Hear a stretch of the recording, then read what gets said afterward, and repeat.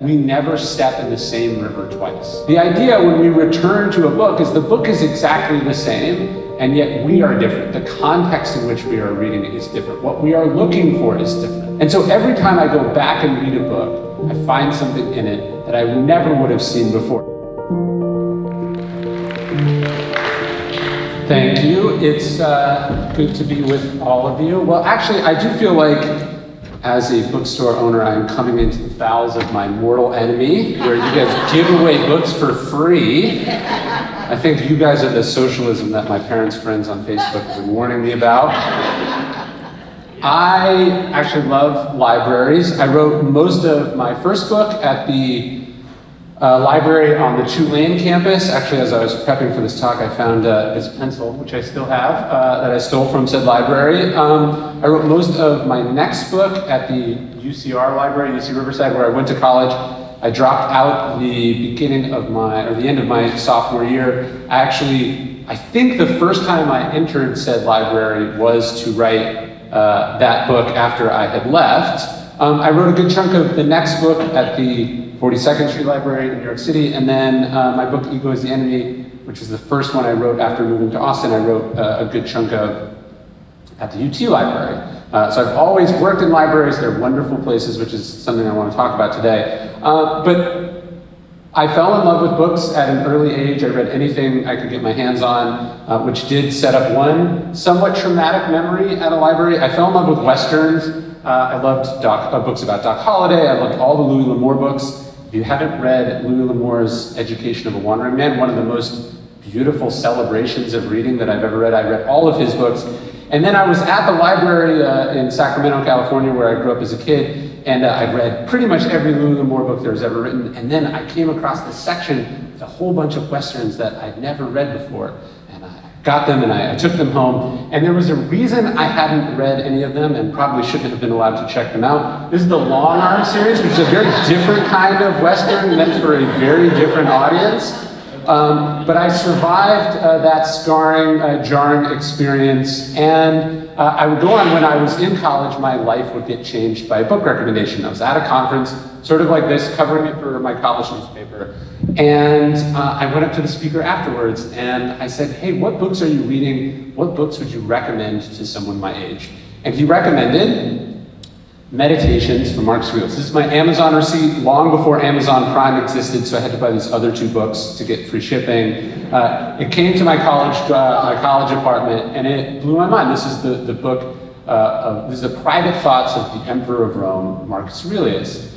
And it's a book, I think, unlike any book ever published. It's not meant for publication. You'd probably be mortified that anyone was reading it, let alone 2,000 years later. It was what the economist Tyler Cowen calls a quake book. It sort of shook everything that I thought I knew about the world, which at 20 years old was not much, but it was this transformative experience. And I've put quite a few miles on that copy over the years. So this is 15, 16 years old. It's starting to show somewhere, as you can see. I want to come back to the idea of sort of putting miles on a book. But there's one passage at the beginning of Meditations. Marcus begins Meditations with a section that's titled Debts and Lessons, where he talks about the things that he learned from the most influential people in his life. And one of those people is his philosophy teacher, Rusticus. And he says, thanking Rusticus, a number of great things that he learned. But he says, through him too, I came to know Epictetus's discourses, of which he gave me a copy from his own library. I think it's this beautiful idea that the course of Western civilization is changed by the thing that you do day in and day out, which is recommend books to people. This book recommendation to a young man, Marcus was probably 20, 25 years old, changes the course of his life. It's exactly what he needs. It's also a sort of a beautiful study of contrast, right? Epictetus is a slave in Nero's court. He is as powerless as one could be in Rome, and yet his writing, his thinking through philosophy, through the conversations that books enable, is able to influence the most powerful man in the world. And I think it's interesting that these two figures, whose lives could not be more different, whose lived experiences could not be more different, are still struggling with the same fundamental questions about what it means to be a human being. They're both, for instance, thinking about what it means to be free, right? Epictetus in the literal sense, but also the figurative sense, free of the tyranny that's over him, free of the despair that quite naturally would wash over him. And then Marcus Aurelius in this position of great power and wealth and privilege, which he does not ask for, is also thinking about freedom. Freedom from stress, freedom from disturbance, freedom from envy, freedom from greed, right? Freedom from a more figurative kind of enslavement. But nevertheless, some powerful people are as enslaved, Epictetus would say, or perhaps more enslaved than even literal slaves in Rome's time. So what I wanted to talk about today is I love books, I love thinking about books, I write about Stoic philosophy. I wanted to talk about some of the lessons that the Stoics give us as readers and thinkers and lovers of books. And the first is this idea that we must not just read, but read very, very deeply. I have Musonius Rufus, who is Epictetus's philosophy teacher in real life, riffing on a line that Epictetus says in his discourses. This is in my kid's book, The Girl Who Would Be Free. He says that it's not what you read, or he says it's not that we read, it's what we read and how we read, right? At one point in real life, Epictetus is talking to some of his students who are bragging about having read all of the works of Chrysippus, one of the early Stoics, who was very brilliant, but very difficult to read, and tended to write very long books. And Epictetus looks at them and he says, you know, if Chrysippus was a better writer, you would have less to brag about. And his point is that, you know, it's not reading what everyone else thinks you should read, it's not reading the books that everyone says are important, but it's reading deeply into the important texts of our time. And actually, in that same passage where Marcus is thanking Rusticus, one of the things he specifically thanks him for, Rusticus is Marcus's philosophy teacher, he says that from Rusticus, I learned to read attentively, not to be satisfied with just getting the gist of things, right? Not I think I understand, but no, I actually did put in the time and the work to truly understand what's happening here. This is my copy of Tom Rick's, great Austin author. I think he spends about half the year here. This is his new book. It's a military history of the civil rights movement. It's called To Wage a Good War. This is the copy that I'm reading. I'm about halfway through. But you can see here when I read books, this is one of the reasons I don't check out books from the library, is that I insist on folding the pages and writing in the margins, which of course you're not allowed to do. But the point is, when I read, I'm not just casually consuming information. This is why I'm not a huge fan of audiobooks, although I don't fault anyone for reading them. I want to engage very deeply with the text. And so I not only read very deeply, but then after I read, I go through and I type up all the passages that I like. I want to feel them coming through my fingers. Some of them I write by hand. I do these on physical note cards. And this work not only goes into forming and building my actual recall and understanding more than just getting a gist of the book, because I've gone through it several times, but these note cards also become the building blocks for the books that I go on to write. Now the Stoics would also say it's not just enough to read deeply, we have to read widely. In my book, The Boy Who Would Be King, which is about the boyhood of Marcus Aurelius, Rusticus places in Marcus's hand a book, and then another, and another, and another. And Marcus says, what does reading books have to do with being a king? And Rusticus says, everything. The idea that we have to read, that reading is the best way to understand what it is that we do is important. There's a great dictum from Bismarck. He says, any fool can learn by experience. I prefer to learn by the experiences of others. And that's essentially what books are, an opportunity to learn quite deeply from the experiences of others. And we have to avail ourselves of as many of these experiences as possible. General James Mattis, who actually traveled on all of his deployments with a copy of Marcus Aurelius' Meditations. He and I have gone back and forth over what's the best translation. But he would say that if you have not read hundreds of books about what you do, he says you are functionally illiterate.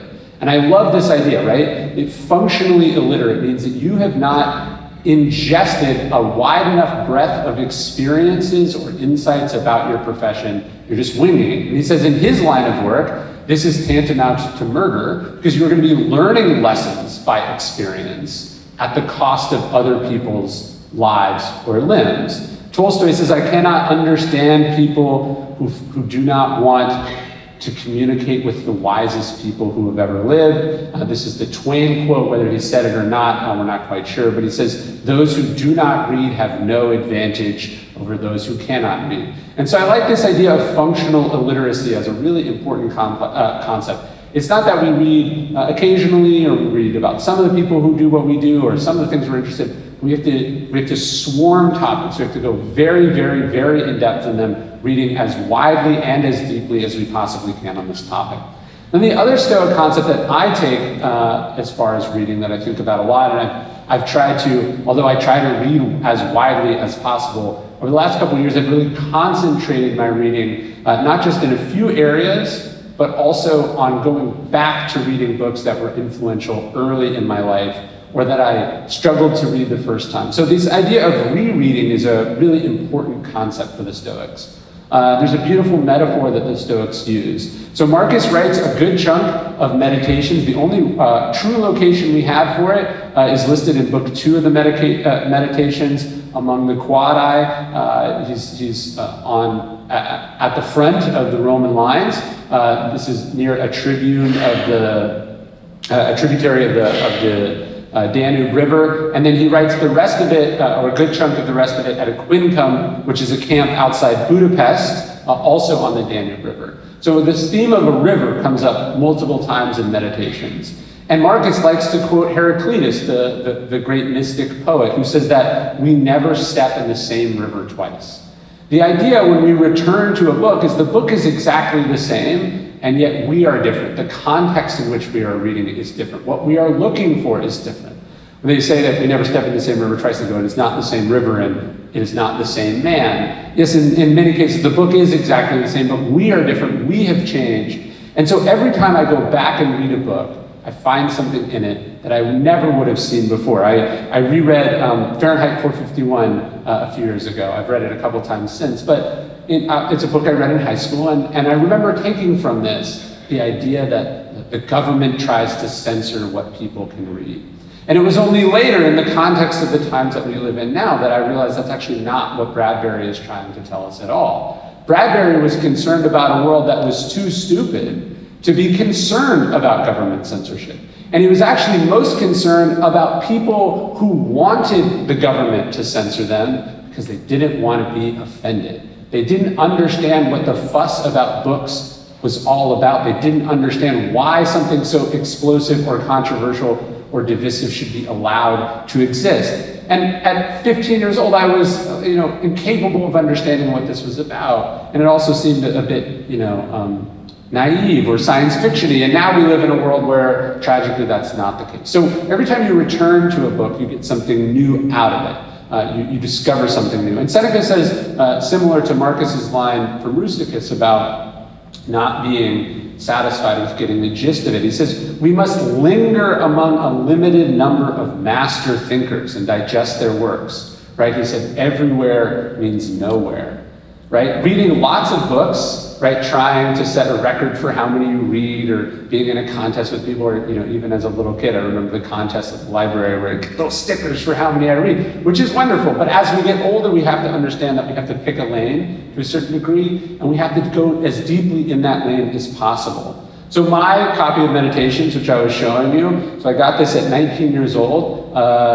You can't quite tell from this photo, but that cover is taped on with Scotch tape because it is ripped off after spending so much time in my bags over the years. But what I love about every time I pick up the book is not just that I get something new out of it, but I also have this strange relationship where I get to see what struck me when I was 19, what struck me when I was 20, and what struck me at all the different ages that I read this book, because I had a different pen in my hand at each time, or I had a different highlighter, or I folded a different page. And I can see what these different notes to myself were about. And sometimes I shake my head at what was striking to me, and sometimes I am reminded why that struck me. I'll give you an example. One of my favorite passages in Meditations from Marcus is in book 5, and he talks about struggling to get out of bed in the morning when it's early.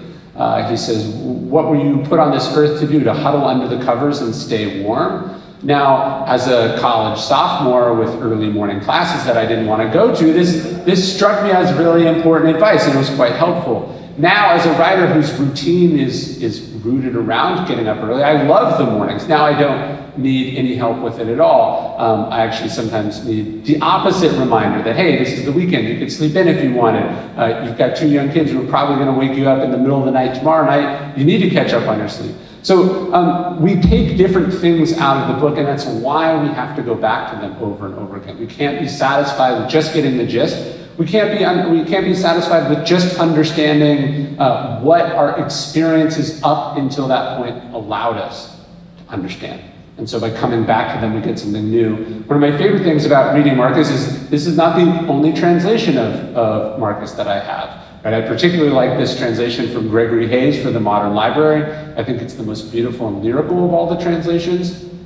But I've read the really antiquated ones. I read the new translations when they come out. Robin Waterfield just did a new translation, an annotated edition that I really enjoyed. Every time I go, and then you realize, oh, it's not even that you can miss something in a book that you read for the first time, but that the translator has so much leeway, so much discretion over what they emphasize or what they take out of it. And that many of the books that we read that are particularly of translations are reflections of not only the time in which they were translated, right? When you read an edition from Marcus from the 1700s and he says, thou dost not, or thou shalt not, he was not saying that. He was writing in Greek to himself. He would have been totally unfamiliar with these figures of speech or this style of English. That's the translator's insertion. And so when you go back and you reread these books, you read different translations, you get something new because each time you're seeing it from a slightly different angle.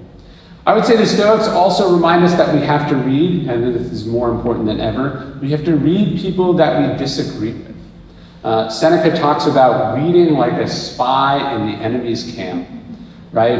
And my favorite line from Seneca, he says, I'll quote a bad author if the line is good. And he does this, he's not just saying this. In Seneca's letters, the philosopher that he quotes the most is not another Stoic. It's not a philosopher you would think that he would agree with at all. The philosopher that Seneca quotes the most is Epicurus, ostensibly his mortal rival, the school that he would disagree the most with.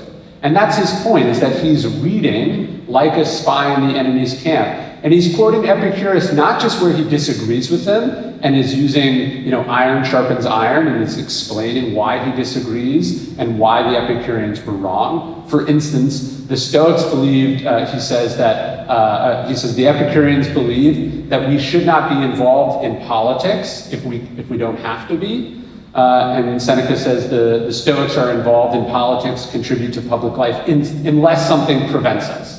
Right? So they have these diametrical differences, and Seneca is not afraid to debate these or discuss them, but they're also much more aligned than you might think.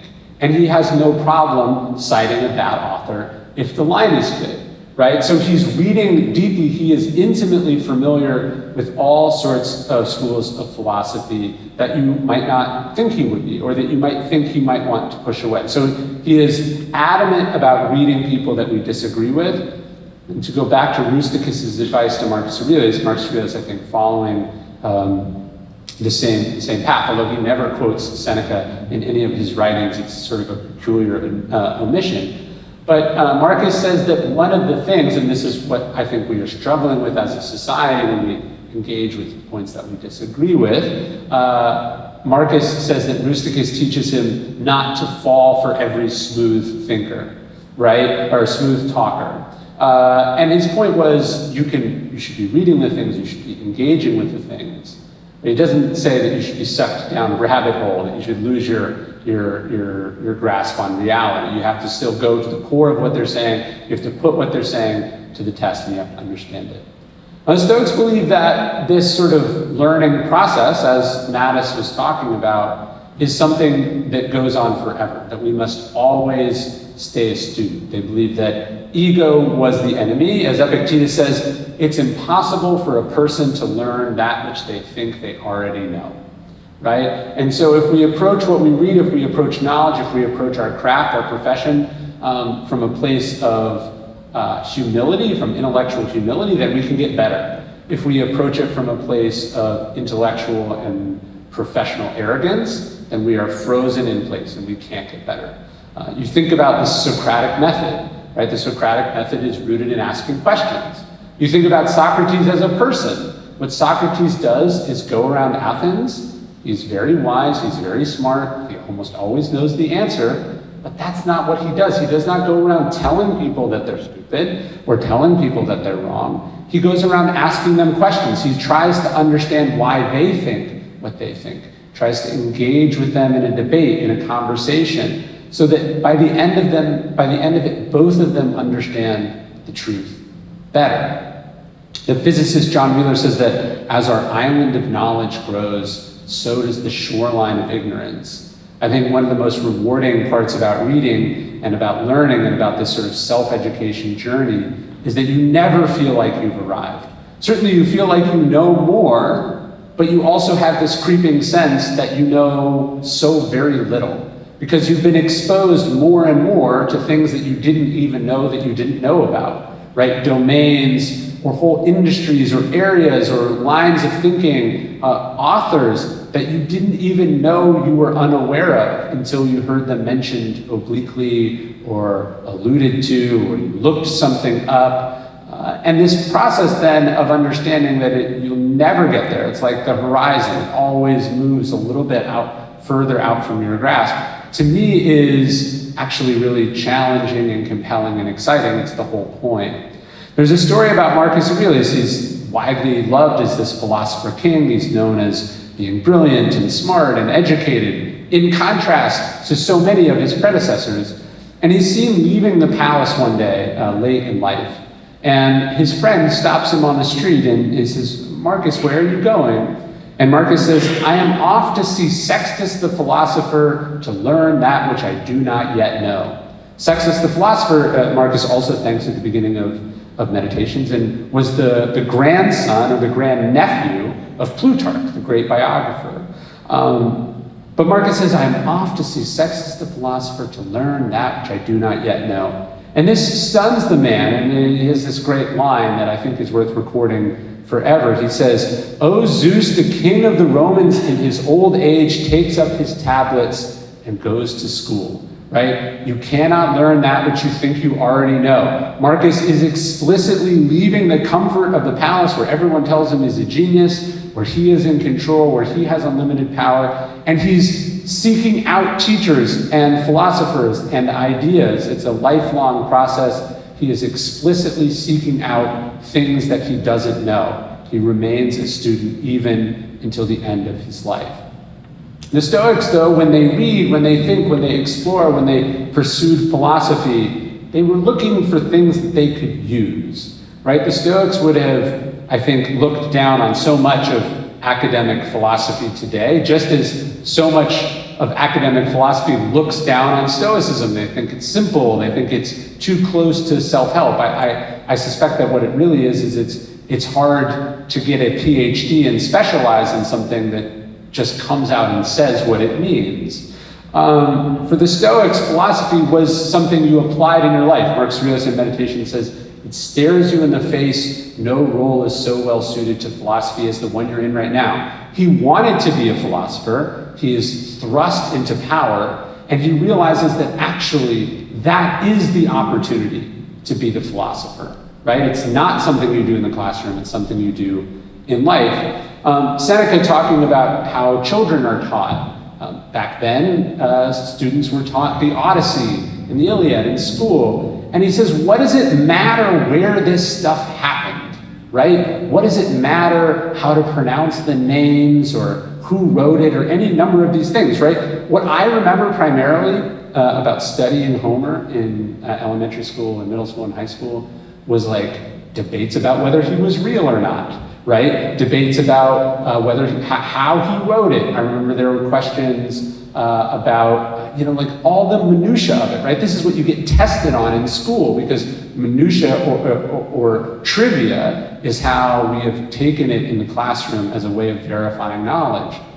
But Seneca says, what does all of this matter? What matters is what Odysseus is struggling with. The themes, right? What matters, for instance, in the Odyssey is the theme of hubris. And Seneca is saying, and we are struggling with hubris in our own lives right in this moment. Marcus Aurelius, what's beautiful in Meditations is how often he is quoting poets and playwrights, the popular culture of his day. He even specifically talks about how tragedies can be a way of learning about life. He says, if it doesn't upset you when it happens on the stage, why should it upset you when it happens in life? So the Stoics tried to read and consume and study, but always with an eye on practicality. How will I use this information? How will it make me a better person, right? And Marcus talks about how often we want to be seen as smarter. He says, you want to be a better wrestler, a better a better writer, but you don't want to be a better person, a better forgiver of faults, a better friend in tight places, he says, right? The point of studying these ideas is to get better as a person. And he says that what he learns from Rusticus is to, who again is trying to teach him in real philosophy, not pen and ink philosophy, they say, but real philosophy. He says, not to be sidetracked by my interest in rhetoric, not to write treatises on abstract questions or deliver moralizing little sermons or compose imaginary descriptions. And that's what's so wonderful about Meditations and why it is so unique among all the works ever published in philosophy, is that it's straightforward. He says, why are you losing your temper? He says, why are you afraid of death? He says, why are you doing this? Why are you doing that? Right? It's core questions about what it means to be a good person in the world. One of the areas that Stoicism and Buddhism overlap is in this idea of stillness, peace, tranquility. And in fact, almost all the philosophical and religious traditions converge around this idea. They all have their own word for it. But it's, to me, the idea of being still while the world spins around you, not being driven by external or internal forces, getting to a place of inner peace no matter what's happening in the world.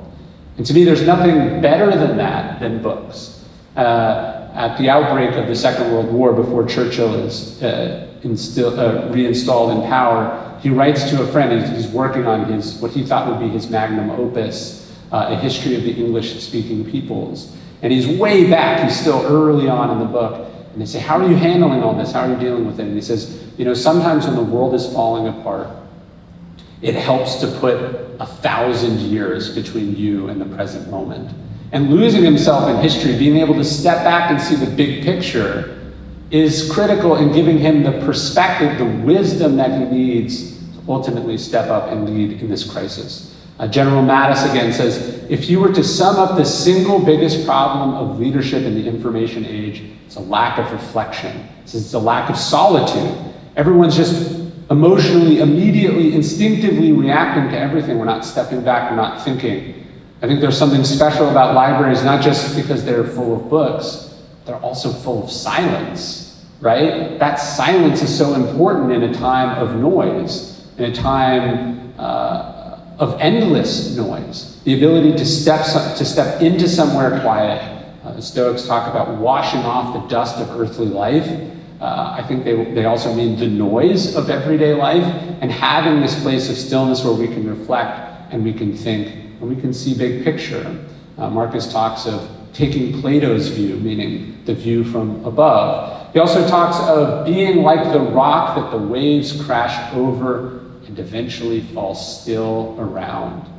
And then, again, when I think of this, I don't just think of the rock, but I think of sitting there reading, falling into the world that the author is setting up, entering another time or place historically. This gives us the perspective that we need. Obviously, mornings, as I was talking about, are a wonderful place to have this before the world is awake, before it's noisy, before you have gone straight to your phone or your inbox or your social media feeds. I try to every morning, not just to wake up early, not just to go outside and go for a walk, but I try to spend time with journals. Like I try to put my thinking down on the page. Anne Frank wrote in her diary that paper is more patient than people.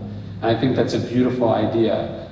Using the page, getting some physical distance from you and your thoughts. That's what Marcus was doing in Meditations. right? He's writing it, as I said, at a camp, at the frontier, at the front of the Roman army. He's writing it in the palace in Rome. He's also famously, as people contemporaneously noted down, would be seen at the Colosseum, because he couldn't escape it, it was a work function. As the gladiatorial games raged below, Marcus would be seen writing in his journal or reading philosophy.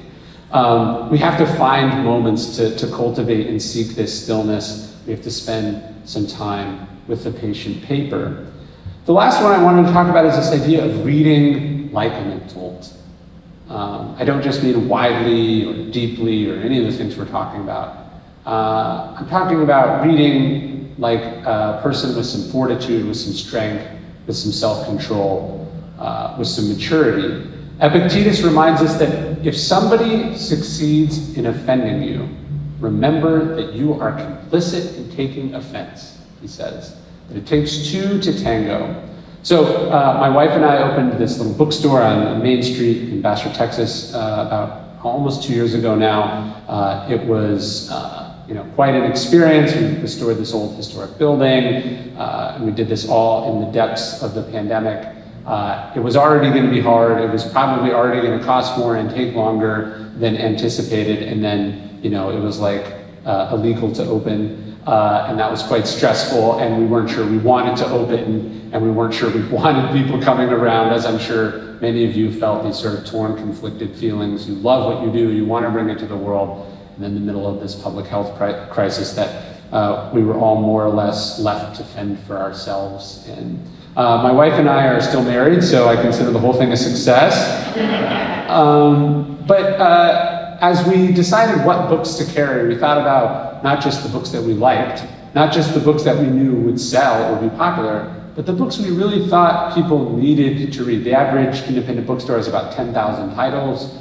We have about 750. They all sit face out. They're books that we really stand behind. Not all of them are popular, but I think they're all very important. And then we noticed, as I'm sure many of you did with alarm, this recent trend in Texas that's going towards the banning of controversial books and literature, including at Bastrop High School, which is almost within eyesight of our store. There was one funny story, I think it was in Bastrop, but the mom was quite offended. She had heard online that there's this book, Lawn Boy, that supposedly has some explicit adult sexual content in it. She didn't want her children to be able to read this, and she wanted it banned from the library. And the librarian gets up at the school board meeting and says, we do carry a title called Lawn Boy, but this book is by Gary Paulson, and it is literally about a boy who mows lawns. So we are dealing with a reactionary, uneducated, ignorant group of people who, although it is admirable that they want to protect their children, the dangerous part is that they're willing to actually endanger not only their children, but everyone by taking away our access to the things that we desperately need access to controversial ideas, to books that push the envelope, to books that challenge how we think. So we did one collaboration with Scribd, which is a library, sort of a library, a Netflix of ebooks and audiobooks, and we gave away thousands of copies of these controversial books, specifically the ones that they wanted to ban in Bastrop and in Texas. I thought I'd highlight 3 that I think are really important. I'm sure you're familiar with all of them. But Forget the Alamo, I think, is a really important book.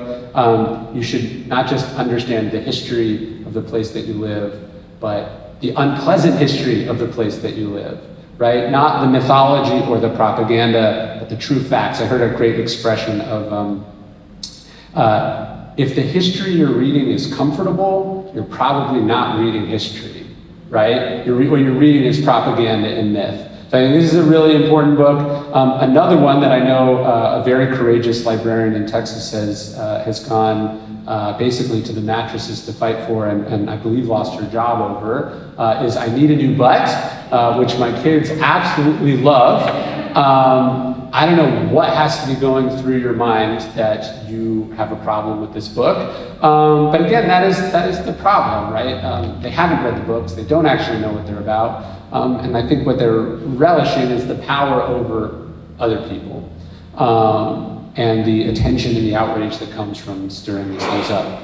But even, Ray Bradbury's book, when you get down to it, it is reminding us that the stakes of these conflicts are not over, are a few more kids going to read or not read a funny children's book or a book about Texas history. But that there are many ways to ban a book, he says. Even smearing it, trying to associate a book with something negative is a form of banning, I would argue. Making it costly or expensive or unpleasant to carry, right? So just making people gun shy, I think, is a problem. But there's a famous expression that where they burn books, eventually and inevitably they will burn people. The stakes of this fight are not, again, just the books or just one single book, but our intellectual and free culture upon which so much depends. Another thing that got us in trouble, as you can imagine, in Bastrop, which is that during Pride Month earlier this year, an adult drag show was chased out of town, first from a local golf course and then a local movie theater, and then had to secretly hold this event in the middle of a field somewhere, so people didn't know where it was, and they couldn't go intimidate those people. We held a drag time story hour, which struck me, not only were there threats, not only did people start to mess with our hours on Google, not only did people sort of repeatedly attack us and attempt to boycott the business, I struggled with the logic of all of it, right? They're like, why would you do this? And I said, I think you're gonna have real trouble in October when your kids wanna dress up in costumes, and everyone's dressed up in costumes. If the line we draw is that adults shouldn't dress up in costumes and entertain children, a lot of fun stuff is gonna be off the table, right? So we did that, and then the other thing we did right when we set up the bookstore, again, not necessarily endearing us to some of the old timers, is I donated the first half of the funds needed to move a Confederate monument off the county courthouse. Don't clap yet. 2 years later, it's still there, and it is not moved, even though we raised all the money, even though it wouldn't cost the taxpayers a dime, and even though the county council has passed a resolution setting in motion its eventual removal. I have been repeatedly, I would say amazed, but really disappointed at the lengths and effort people will go to preserve a monument to literally the worst thing that's ever happened in this country. But that process for me was in part spurred by a book that I read a few years ago called Life of a Klansman, about a white man whose family was from New Orleans. He'd been told this certain, inspiring story about his Confederate ancestors who fought in the Civil War, who were sort of old-time New Orleans family. And then he went and he actually researched it, and he found that his family had not only participated in the Confederacy, but then in an attempt to overthrow the Union government after the Civil War, and engaged in race riots and almost certainly the murder of innocent black men and women. It's a fascinating book, but it goes right back to what we were saying, because this author, after it came out, was set to speak at Tulane University. This was remote, it was during the pandemic, and it was protested by students, and eventually he was asked not to address virtually the students, because well-meaning students didn't read past the title and didn't understand what the book is actually about, right? The book is not the celebration of the life of a Klansman, but it is an unflinching, honest, and true look at the life of a terrible person who did terrible things for the purposes of stripping away the illusions and the propaganda and the lies. But, right, so I don't want to make false equivalencies, because there are different things happening at different levels right now in this debate that we're having, but it is not just one political party or one end of the spectrum that is attempting to use these tools and suppress the access to ideas that we have.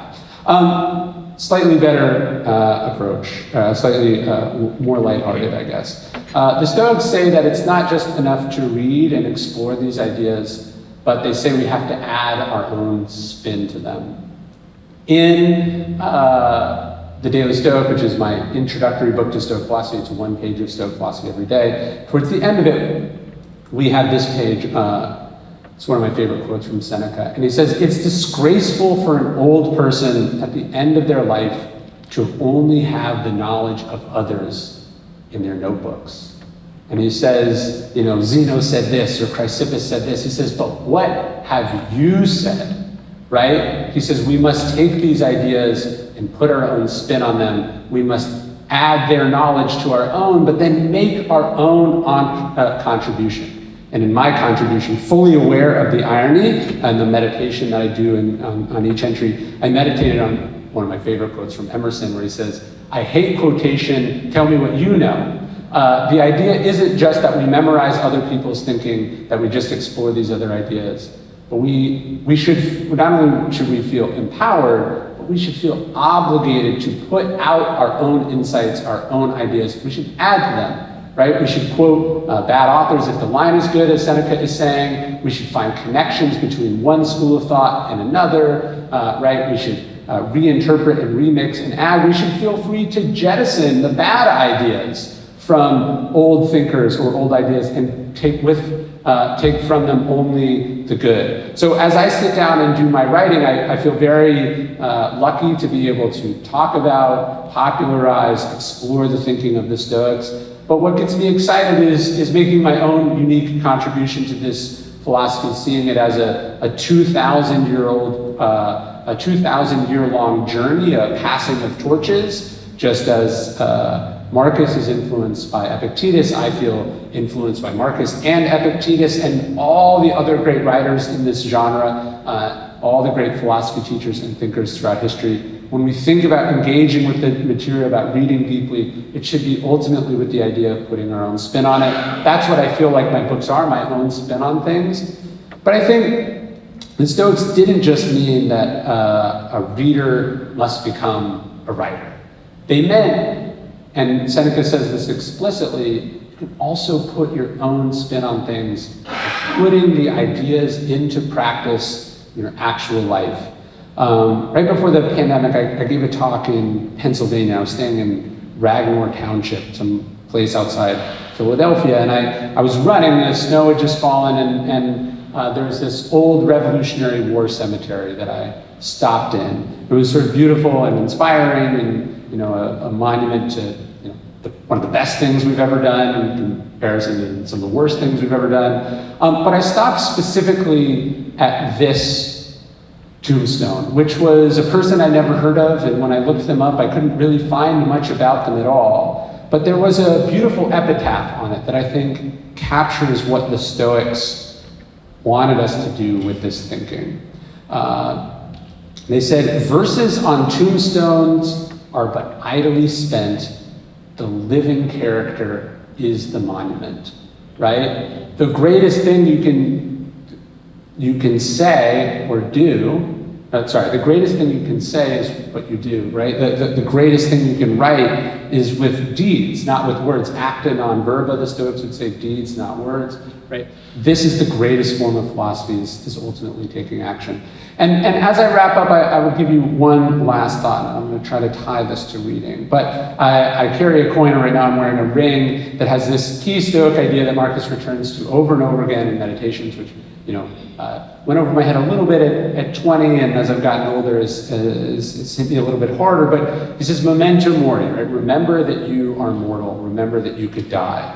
He says, you could leave life right now. Let that determine what you do and say and think, right? I take this not just to mean that we shouldn't take time for granted, we shouldn't take other people for granted, we shouldn't procrastinate, we shouldn't delay. But to me, the main reading lesson here is that life is too short for bad books, and we should quit them very, very quickly.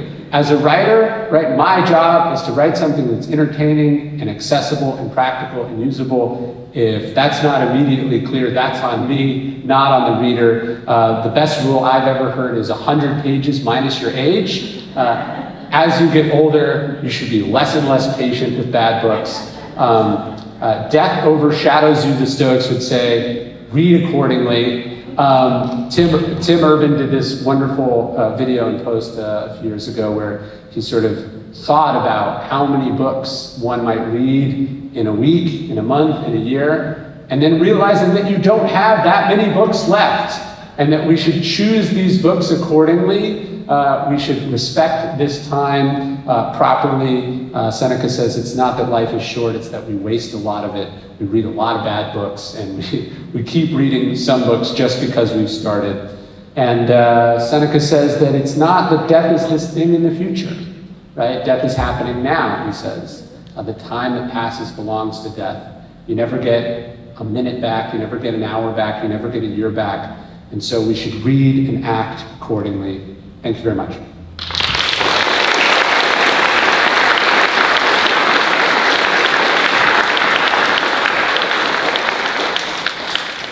Do we have time for a couple questions? Yeah. All right, let's do it.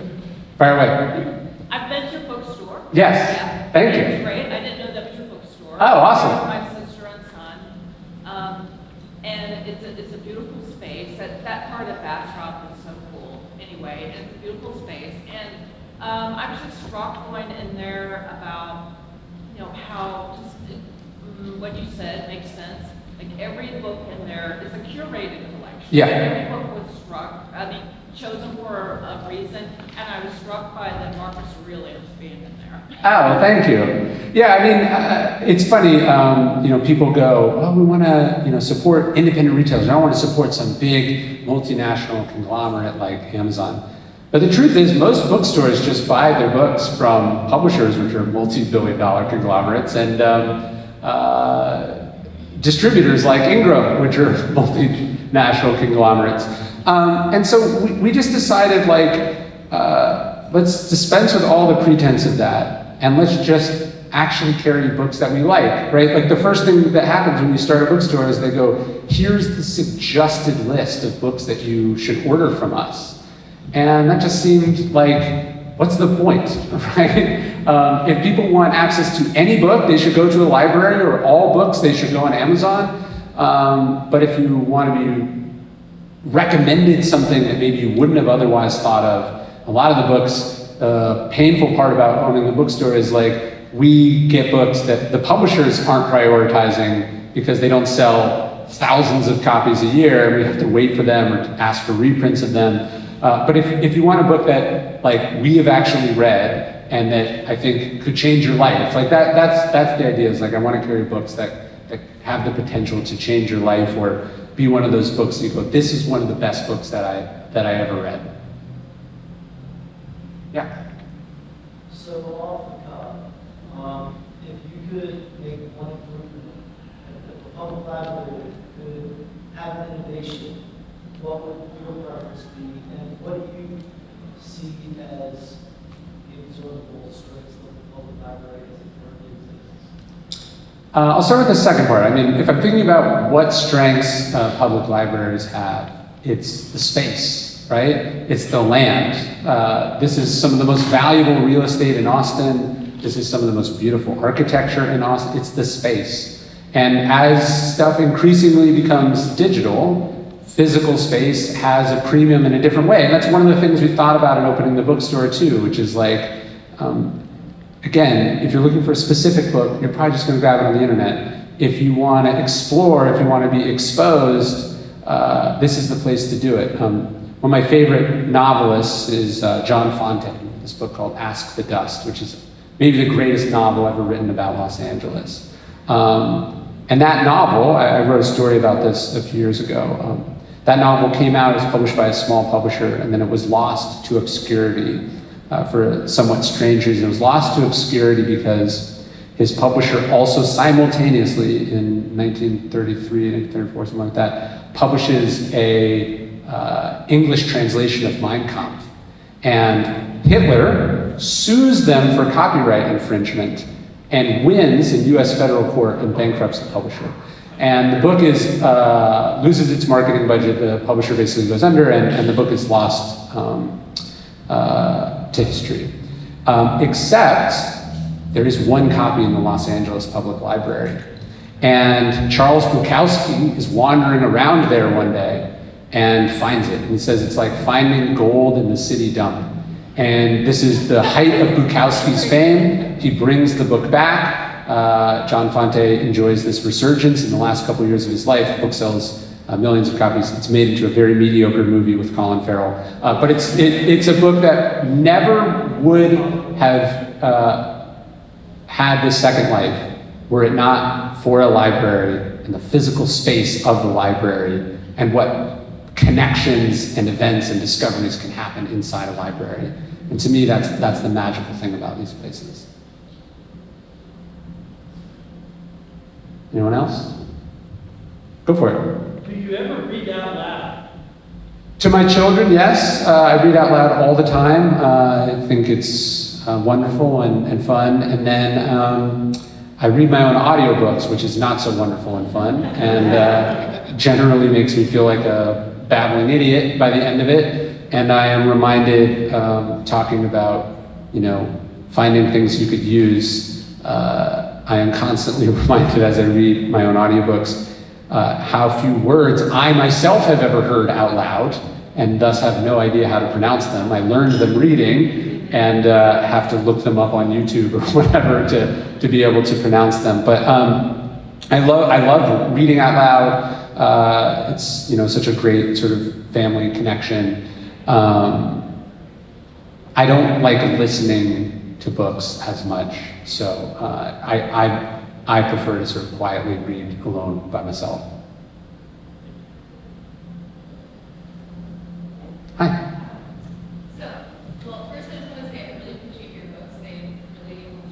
Oh, thank you. Modernizing Stoicism, I think, is amazing and wonderful. As someone who works here, I was curious to see if you had any ideas for how we could incorporate Stoic philosophy and these things that really benefit a lot of people's lives into programming or events or things that the community can get involved in. That's a great question. I mean, obviously, I think all the time about how do you take philosophy, which most people think they don't need or are not smart enough for, and then how do you take Stoic philosophy, which has this negative connotation of being an emotionless, invulnerable robot, and how do you make that practical to people? My first book on Stoicism, The Obstacles of the Way, I probably say the word Stoic or mention Stoic philosophy like all of 3 or 4 times, because I was very conscious of the fact that it had this sort of headwind. And so I wanted to present philosophy as a solution to somebody's problems, as opposed to an academic discipline or an intellectual thing. So I think one of the best ways you can popularize Stoicism is not by talking about Stoicism itself, but talk about great examples of people acting in accordance with the philosophy, or showing that philosophy is this accessible, usable thing. So I tried to do a kids book, these 2 kids books on Stoicism for that idea. Like, they don't need to know the names of these people or the historical facts or any of that. They just need to see that, like, actually, hey, yeah, when your brother steals your toys from you, you don't control that, but you control how you respond to that. And so I've tried to think more about the substance, the actions of Stoicism, and demonstrating it that way. But I guess I would try to start there, and then I think Gladiator is a great movie, and I think like finding ways into these. I think the reason when someone said, "Hey, you should read Marcus Aurelius and Epictetus," the reason I went and picked up Marcus Aurelius first is that I remembered him as the old guy in the movie Gladiator. And so I try not to judge, I try to go where people are and try not to judge what their entry point to those things is. And so with Daily Stoic, we spend a lot of time, posting inspirational quotes on Instagram and making YouTube videos and reels and stuff on TikTok because like I love books, and when I want to learn about something, I think I should go read a book about that. That is not how the vast majority of people think about things. They think about Wikipedia, or they think about social media, or they think about videos. But that can be the entry point to that thing, and I know that because I talk to so many people who go, you know, Marcus Aurelius was the first book of philosophy I've ever read, or they'll tell me that one of my books was the first book that they have read since high school. And I love that. I think our job should be getting people into the ideas by whatever means necessary and whatever entry point, you know, is as accessible to them as possible. But I love that you're thinking about that, and however I can help, just let me know. Should we do one more? Or anyone else? I know what you mean about you can't step into the same river twice and how that relates to books. When the first time I read The Confederacy of Dunces, I thought it was laugh out loud funny. Yeah. And I would recommend it to people, and then like 10 years later I read it and I thought it was the saddest thing. So I think it kind of relates to like, and I think about that a lot, and I like, I haven't been ready to read it again because I was just like, what am I going to think of this? Yeah, you know, it's funny, because Ignatius Reilly is a loser. And it's funny because he's not aware that he's a loser. And it kind of depends on how, do you relate to him as a loser? Do you relate to him as someone who's better than all the people? I think it depends on where you are. But I was actually just thinking of this the other day because as we've sort of seen downtown Bastrop be revitalized, little new things have happening. And a guy started a hot dog cart on the corner. And I was getting a hot dog one day and I was like, you know what, stay right here, I have a book for you. And I went and I got him a Confederacy of Dunces, which I was so excited to because like you, I thought it was the funniest book of all time. And then as I was handing it to him, I was like, I hope he's not insulted. Like I hope he's not, and it is interesting, like these books operate in different contexts, and depending on where you are in your life at that moment, you can get something totally different out of them, which is also why I think this idea of banning books that make us uncomfortable or challenge us or are controversial or inappropriate or whatever is so dangerous, because what you see in it might be radically different than what somebody else sees in it. And once you start that process, that's what Fahrenheit 451 is. He has this great, very politically incorrect passage in the book that I won't repeat, but he goes, we banned these books because this minority group was offended, and we banned these books because this minority group was offended, and da-da-da-da-da. And the result is there was no reason to read anymore after they got rid of all those books. And so we never step in the same river twice, and then also everyone else is always stepping into their own river and their own version of the river and coming to it at a different time. And I think we have to have a lot of empathy and openness and patience with that. But I still think Confederacy of Dunces holds up pretty well and is pretty fucking funny. Thank you guys very much. I really appreciate it. I hope you like this video. I hope you subscribe. But what I really want you to subscribe to is our daily Stoic email. One bit of Stoic wisdom, totally for free, to the largest community of Stoics ever in existence. You can sign up at dailystoic.com/email. There's no spam. You can unsubscribe at any time. I love sending it. I've sent it every day for the last 6 years, and I hope to see you there at dailystoic.com/email.